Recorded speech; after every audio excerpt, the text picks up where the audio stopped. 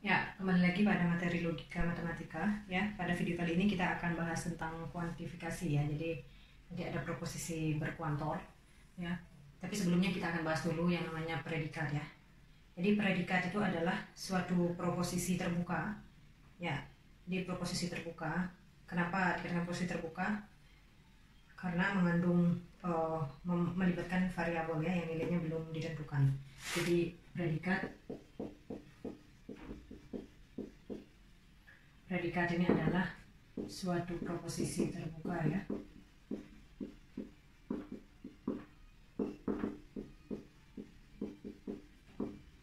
Yang melibatkan variabel.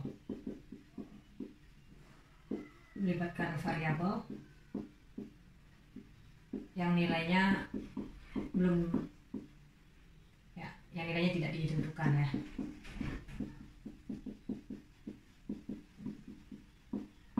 Ya, jadi dari definisi ini kita tahu bahwa predikat ini belum bisa kita tentukan nilai kebenarannya ya. Ya, apakah benar atau salah kita belum bisa tentukan karena nilai dari variabelnya itu belum ditentukan ya. Ya, untuk menentukan nilai kebenarannya ya, kita harus mensubstitusikan nilai dari variabelnya ya. Ya, semua kemungkinan dari nilai-nilai variabel tadi itu bisa kita dapatkan dari himpunan semestanya ya. Ya, predikat juga sering disebut sebagai fungsi pernyataan ya. Ya, tentunya kalau kita berbicara fungsi ya pasti kita harus tahu daerah definisinya ya. Ya, oke. Sebagai contoh misalkan Px ya, predikat P ya. X adalah bilangan genap ya. Qx, x plus 1 kurang dari sama dengan 2 dan Rx adalah bilangan prima genap yang lebih dari 2 ya. Nah, jadi kesemua ini belum bisa kita tentukan nilai kebenarannya ya. Ya, apakah bernilai benar atau bernilai salah ya. Ya, itu tergantung dari pemilihan nilai X ya dari daerah definisinya ya. Atau yang kita istilahkan dengan himpunan semestanya ya.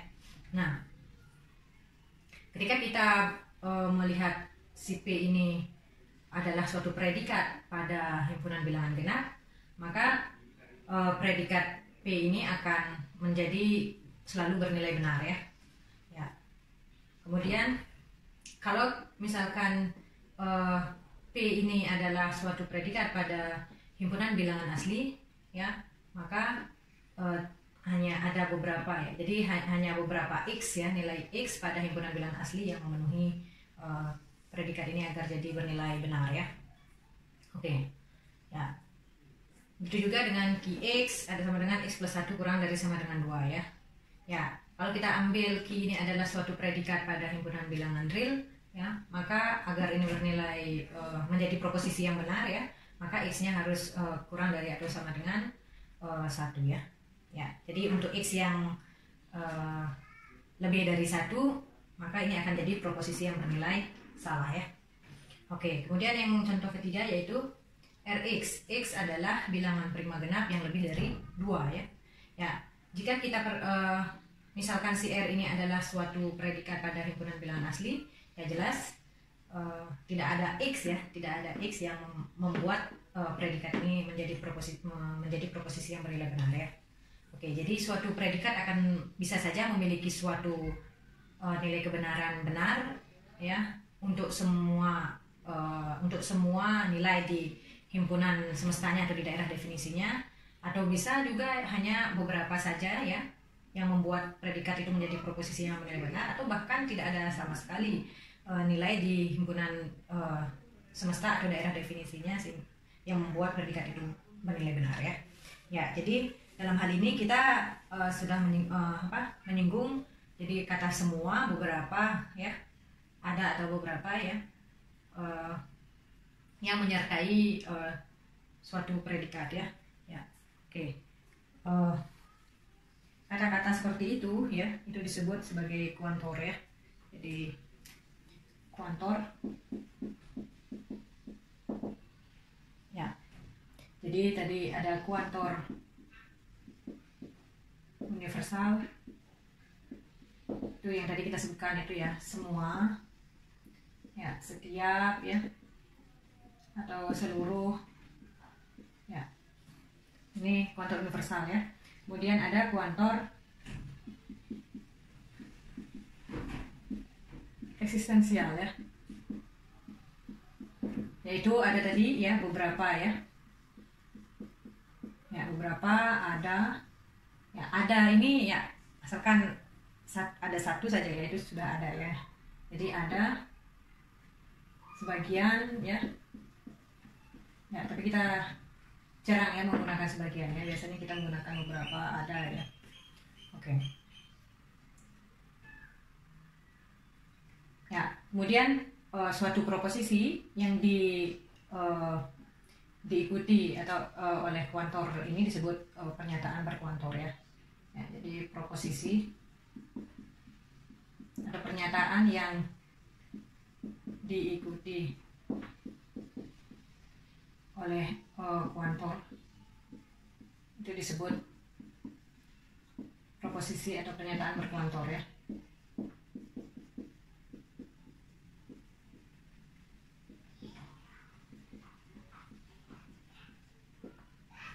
Ya, ada dua berdasarkan jenis kuantornya di sini. Berarti kita akan dapatkan ada proposisi kuantifikasi universal dan proposisi kuantifikasi eksistensial ya. Oke, untuk proposisi kuantifikasi universal ya, quantifier atau kuantornya atau ya kadang disebut suku kuantifikasi ya. Ya, jadi kuantornya itu tadi adalah kuantor universal, itu semua ya, setiap atau seluruh ya. Nah, lambang kuantornya di sini adalah, jadi notasinya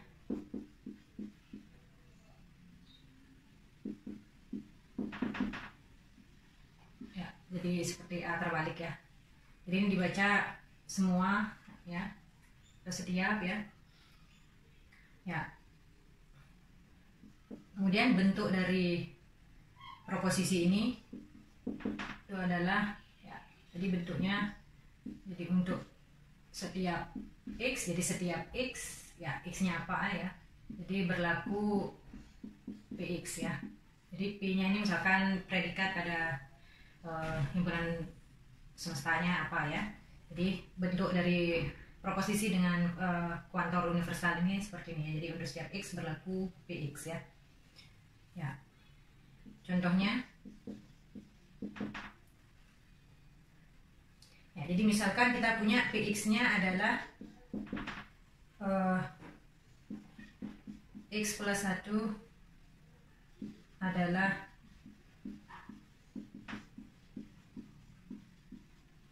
bilangan ganjil ya.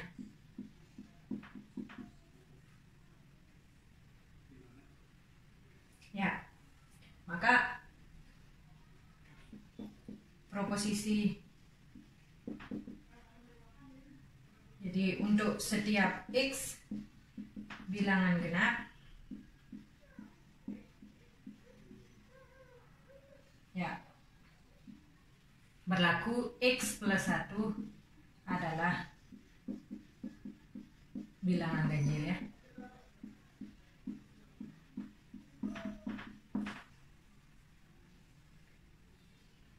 Oke. Ya, jadi kalau kita lihat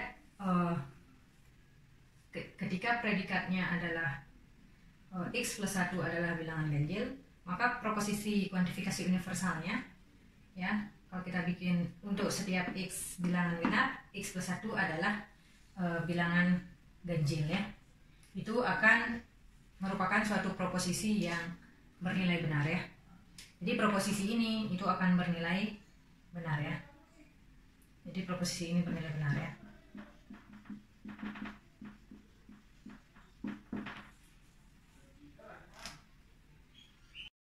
Ya, berikutnya ya, contoh kedua, misalkan dimiliki predikat QX, yaitu X plus 1 adalah bilangan genap. Ya, kemudian kita buat proposisinya misalkan untuk setiap X bilangan prima, berlaku X plus 1 adalah bilangan genap ya. Ya, kalau kita perhatikan ya, nilai kebenaran dari proposisi ini adalah salah ya. Ya, kenapa? Karena ada X bilangan prima yaitu sama dengan 2 ya. Sehingga kalau kita tambahkan dengan 1 itu bukan bilangan genap, yaitu bilangan ganjil ya. Jadi 2 tambah 1 yaitu sama dengan 3 itu adalah bilangan ganjil ya. Jadi proposisi ini bernilai salah ya. Karena gugur untuk nilai X sama dengan 2 ya. Oke. Jadi ini bernilai salah.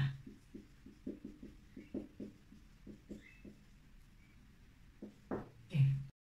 Ya, jadi proposisi kuantifikasi ini bernilai salah ya. Kenapa? Karena ada bilangan prima 2 ya, yaitu 2.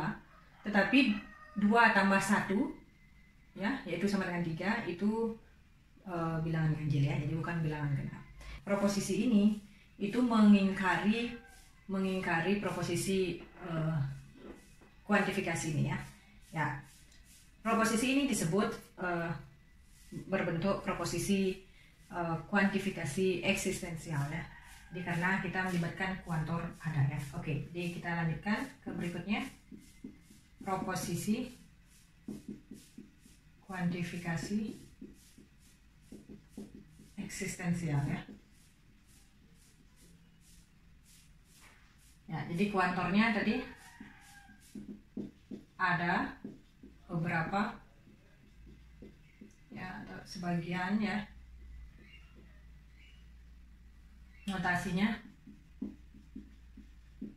notasi kuantornya ya.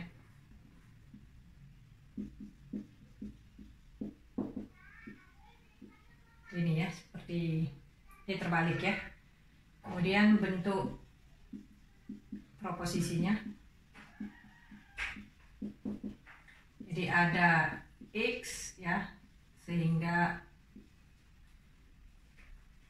QX ya.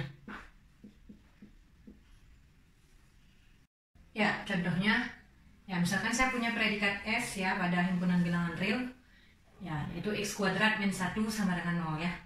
Kalau kita buat proposisinya, misalkan kita bikin proposisinya yaitu terdapat atau ada X bilangan real sehingga X kuadrat min 1 sama dengan 0 ya.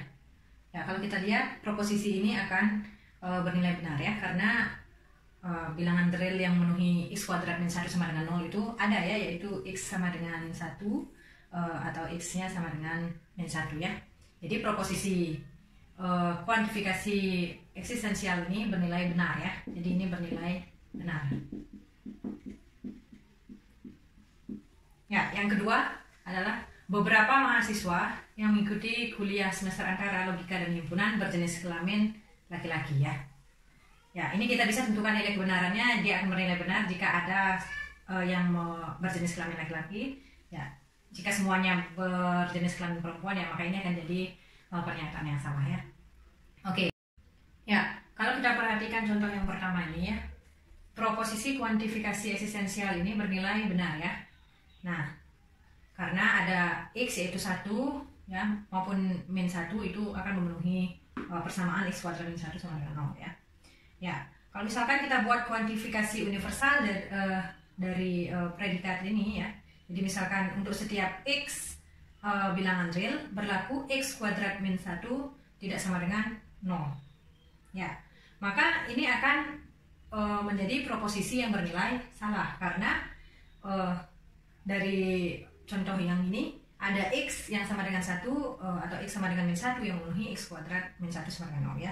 Ya, jadi ketika kuantifikasi eksistensialnya bernilai benar ya, maka kuantifikasi universalnya yang ini ya bernilai salah ya. Ya, jadi kalau begitu ingkaran dari kuantifikasi eksistensial, jadi ada kan bentuknya ada X ya sehingga Px ini adalah kuantifikasi berupa kuantifikasi universal ya, yaitu ingkaran yang ini kuantornya jadi kuantifikasi universal ya, jadi untuk setiap X ya berlaku ya Px itu jadi tidak. Ya, ingkaran Px ya.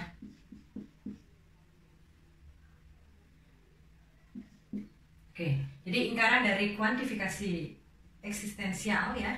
Jadi kuantornya di sini adalah kuantor eksistensial, itu akan jadi kuantor universal, dan predikatnya akan menjadi negasi Px ya. Jadi Px akan jadi negasi Px. Ya, jadi yang diingkari itu tidak hanya kuantornya ya, tapi predikatnya juga diingkar ya. Oke. Ya, jadi yang contoh yang ini ya, ada x bilangan real sehingga x kuadrat min 1 sama dengan 0. Maka ingkarannya yaitu untuk setiap x bilangan real berlaku x kuadrat min 1 tidak sama dengan 0 ya.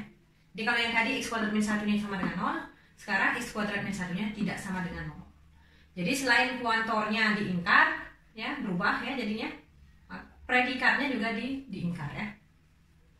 Oke. Ya, begitu juga kalau kita melakukan negasi pada kuantifikasi universal. Jadi negasi dari kuantifikasi universal bentuknya tadi untuk setiap x berlaku Px misalkan ya.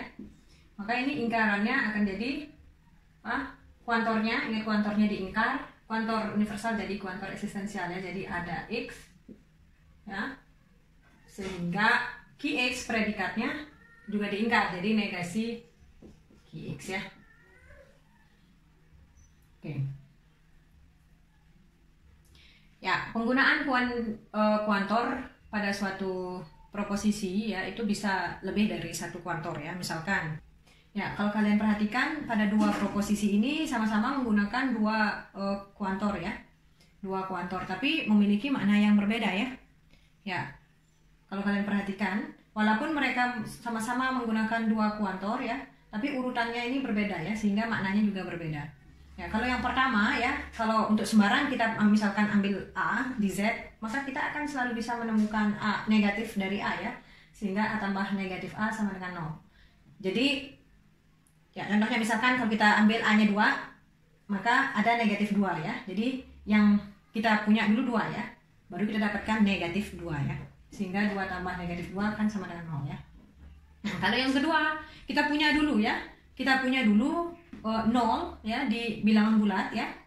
Ya, sehingga untuk setiap bilangan bulat A ya berlaku 0 ditambah A sama dengan A. Jadi ini tidak sama ya. Jadi dua hal ini tidak sama ya. Ya, jadi kalau yang pertama ini ya, keberadaan dari negatif A ini tergantung dari A yang dipilih, A yang di ini ya, yang dimiliki ya. Nah, sedangkan kalau yang ini ya, ini sembarang A ya, jadi untuk sembarang A ya. Jadi kita punya 0 dulu ya, berlaku untuk sembarang A ya, jadi 0 tambah A sama dengan A ya. Ya, jadi kalau yang pertama itu keberadaan dari negatif A ini bergantung dari A yang dimiliki ya.